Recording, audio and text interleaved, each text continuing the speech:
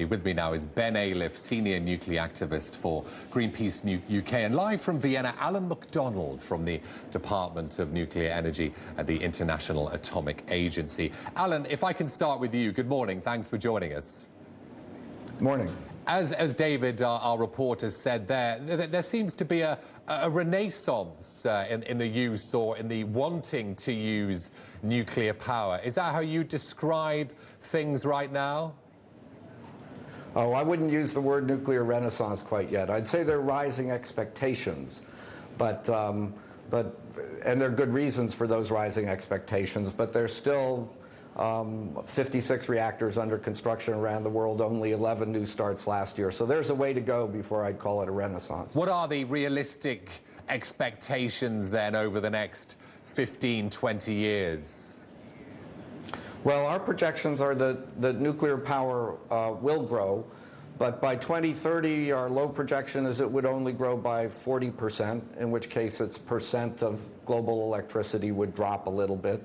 And the high projection, it would more than double by 2030, but that still is only an average growth rate of 3.5% per year, which is more than electricity is projected to grow overall, but still well short of high growth rates that it experienced, say, in the 1970s. Ben, don't we need nuclear power to meet our electricity needs? Well, not really. In a matter of fact, if the UK, for instance, met all its renewable targets and energy efficiency targets, you'd find that there was absolutely no need for new nuclear power. And whilst it's very interesting to see Sarkozy and Berlusconi have this sort of backslapping day today in Italy, they're actually not going to sign anything of any real significance in terms of pouring concrete or actually building these things. What are your main criticisms of nuclear power? I mean, they're much publicised, but just rattle through a few of them, and then we'll get Alan to respond to them. Okay, well, we think that nuclear power is insufficient, it's unnecessary, and it's dangerous. It's insufficient because it will only make very small cuts in our carbon emissions at some unspecified point in the future.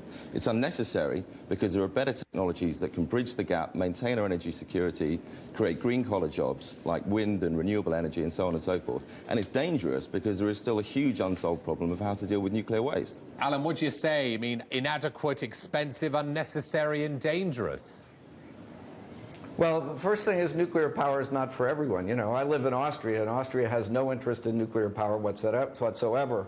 And I think if you ask the government why, those would be the reasons it gives. But there are other countries that find the safety and performance record impressive, that find their alternatives limited, and think it's a worthwhile investment. So nuclear's very expensive to build, but it's cheap to run. So countries that can look down the road and have the patience to get that return, it may be a good investment for them. I think ultimately economics will choose, and I think the world will see a lot more renewables and some more nuclear. What about a balance?